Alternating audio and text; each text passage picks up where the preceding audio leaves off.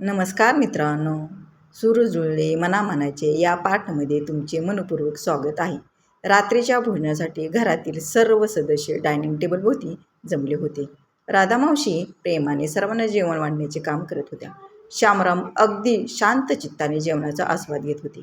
आज त्यांचे मन खूप प्रसन्न दिसत होते.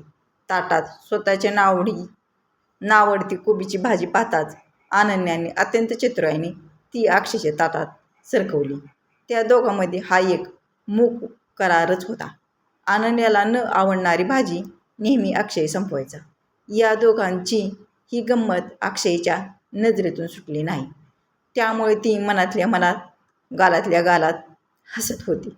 अरे अनन्या, तुझ्या ताटातली भाजी इतक्या लवकर संपली सुद्धा? अर्णवने आश्चर्याने विचारले. अनन्याने काही उत्तर न देता फक्त एक मिश्किल हास्य केले. अर्णव तिच्या मदतीला घरातला एक देवदूत, नेहमी तत्पर असतो, पण तुझं लक्ष मात्र तिकडे कधी जात नाही. आकांक्षा हसत हसत म्हणाली. तिचे हे बोलणे अक्षयला थोडे मनाला लागून गेले. तो काही बोलणार तितक्यात परिस्थिती सांभाळत श्यामराव म्हणाले. काय अक्षय, उद्या ऑफिसला सुट्टी आहे ना? मग काय बेत आहे फिरायचा? आप्पा, उद्या मी ट्रेकिंगला जाण्याचे ठरवले आहे आणि यावेळेस सायकलिंग करत जाणार आहे. माझे नेहमीचे 4 मित्र सोबतीला आहेत. अक्षयने आपला बेत सांगितला. आप्पा, खरंच आयुष्य जगावं तर अक्षयसारखं छोट्या छोट्या गोष्टींमधून आनंद कसा मिळवावा हे त्याला अचूक जमते. अमरने अक्षयचे भरभरून कौतुक केले. हो ना, त्यांच्यात गुणांची कमी नाही.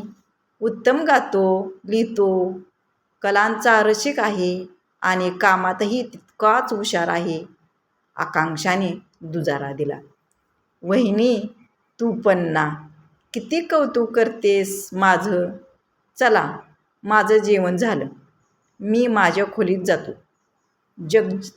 जगजित सिंग माझी वाट पाहत आहेत, असे म्हणत अक्षय हसत उठला आणि आपल्या रूमकडे निघून गेला.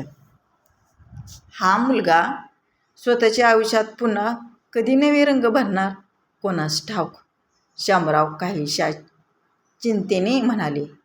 त्या जाहिरी विधानावर आकांक्षा हळूच म्हणाली. आप्पा, नवे रंग भरण्यासाठी आधी जुने रंग पूर्णपणे पुसले जाणे आवश्यक असते ना? अमरने तिला शांत करण्याचा इशारा देणाऱ्या नजरेने पाहिले.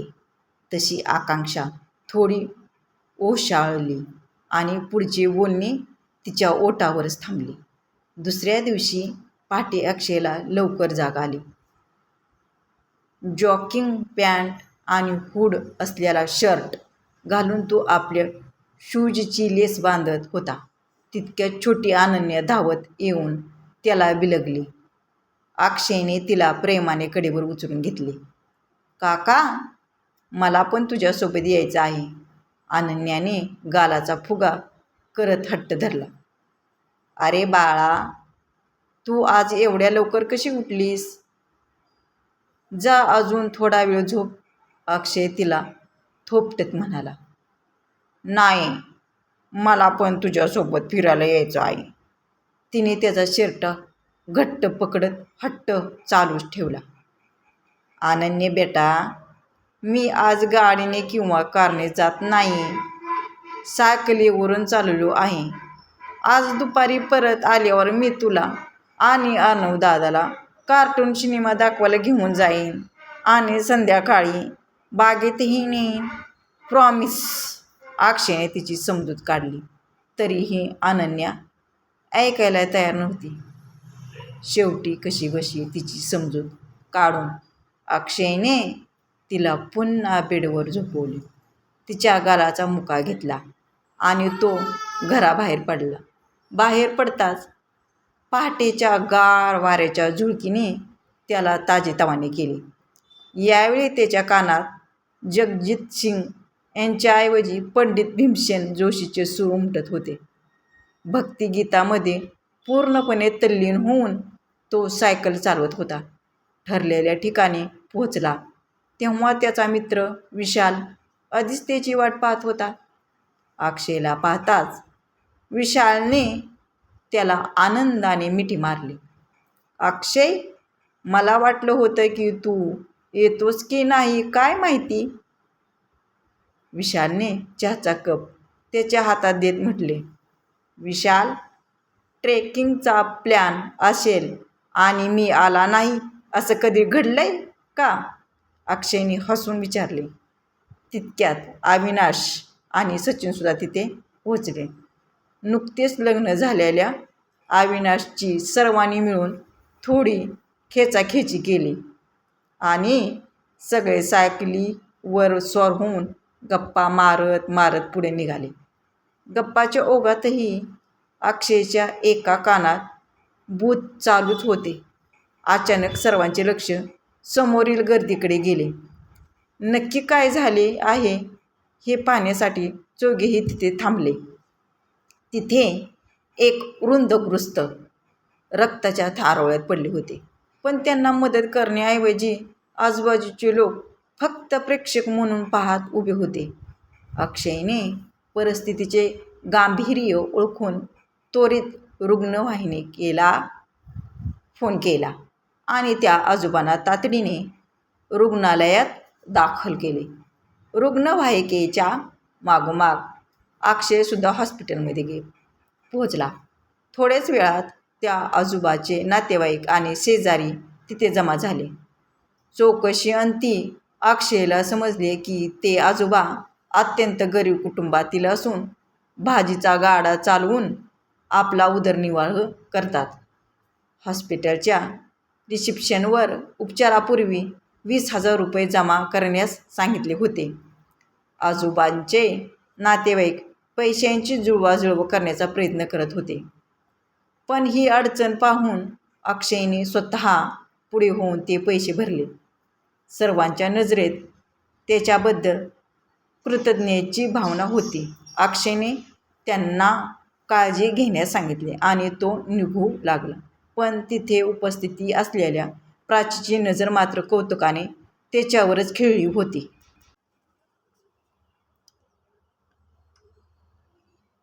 हॉस्पिटलमधून मित्रासोबत बाहेर पडून अक्षय जेव्हा घरी परतला तेव्हा तो खूप दमला होता. घरात पाऊल टाकताच अनन्याने पुन्हा त्याला घट्ट मिठी मारली. अक्षयने माझा बच्चा म्हणत तिला कडेवर घेतले. काका, आता आपल्याला सिनेमाला जायचंय ना? अनन्याने लाडात विचारले. हो, नक्कीच माझी प्रिन्सेस. दादा कुठे आहे? तो तयार झाला का? मी फक्त फ्रेश होतो आणि आपण लगेच निघूया, अक्षय म्हणाला. हो, मी दादाला घेऊन येते, असे म्हणत अनन्या धावत बाहेर गेली. अक्षय शॉवरखाली उभा राहिला. थंड पाण्यामुळे त्याचा सगळा थकवा क्षणात नाहीसा झाला. तो कपडे बदलून बाहेर आला तेव्हा अर्णव आणि अनन्या त्याची वाट पाहत तयार होते. काका, आज आपण आपल्या त्या मोठ्या काळ्या कारमधून जायचं, अर्णवने सुचवले. हो, नक्कीच बॉस, तुम्ही सांगाल तशीच होईल, अक्षय हसत म्हणाला. दुपारपासून रात्रीपर्यंतचा पूर्ण वेळ अक्षयने त्या लहान मुलासोबत आनंदात घालवला. 31 वर्षाचा असूनही तो तरुण मित्रामध्ये रमण्याऐवजी या लहान मुलामध्ये अधिक सुखी असायचा. हे त्याचे एक वेगळेच व्यक्तिमत्व होते. रात्री जेव्हा ते घरी आले तेव्हा दोन्ही मुले अर्धवट झोपेत होती. अक्षयने त्यांना अलगद उचलून बेडवर झोपवले आणि तो स्वतःच्या खोलीकडे वळला. तितक्यात मागून त्याच्या खांद्यावर कोणीतरी हात ठेवला. शामराव अजूनही जागेच होते आणि त्याची वाट पाहत होते. आप्पा, तुम्ही अजून का जागे आहात? या वयात रात्रीचे जागणे तुम्हाला झेपणार नाही. तुम्ही झोपायला पाहिजे होते ना, अक्षयने काळजीयुक्त स्वरात म्हटले. तू साऱ्या जगाची काळजी वाहतोस बाळा, पण तुझी काळजी घेणार कोण आहे? शामरावाच्या या प्रश्नावर अक्षयच्या चेहऱ्यावर एक खिन्न हसू उमटले. आप्पा, तुम्ही आहात, वहिनी आहे, अमरदादा आहे आणि ही लहान मुलं आहेत. मला अजून कोणाची गरज आहे? अक्षयने उत्तर दिले. अरे, पण आम्ही काय आयुष्यभर सोबत असणार आहोत का? आयुष्यात स्वतःचे हक्काचे माणूस असणे गरजेचे असते. अन्यथा उतरवयात ती पोकळी खूप त्रास देते, शामराव काहीसा उदास सुरात म्हणाले. त्यांच्या बोलण्यातून अक्षयला जाणवले की आज त्यांना आईची तीव्र आठवण येत आहे. अक्षयने हळूच त्यांचे हात आपल्या हातात घेतले. आप्पा, मी मनाचा इतका कमजोर आहे का की स्वतःला एकट्याने सावरू शकणार नाही? अक्षयने धीराने विचारले. शामरावाने नकारार्थी मान हलवली आणि एक हलके हसू देत ते आपल्या खोलीत गेले. आता अक्षय त्याच्या दिवसातील सर्वात कठीण वेळेला म्हणजेच रात्रीला सामोरा जाणारा होता. कारण रात्रीच्या गर्द अंधारात त्याच्या चेहऱ्यावरील सर्व मुखवटे गळून पडायचे आणि त्याचे डोळे भूतकाळातील आठवणीमध्ये हरवून जायचे. हीच ती वेळ होती जी अक्षयला नकोशी वाटायची, कारण या शांततेत तो स्वतःचे अस्तित्व हरवून बसायचा. 5 वर्षापूर्वी घडलेले ते प्रसंग त्याच्या डोळ्यासमोर जसेच्या तसे उभे राहायचे. त्याच्या आयुष्यात असे काय वादळ आले होते? हे घरातील सर्वांना माहीत असलेले एक मोठे रहस्य होते. त्या घटनेनंतरच अक्षय इतका शांत आणि जबाबदार झाला होता. रात्रभर त्या जुन्या आठवणींनी त्याला अस्वस्थ केले आणि अखेर पहाटेच्या सुमारास कुठेतरी त्याचा डोळा लागला. आजचा व्हिडिओ कसा वाटला?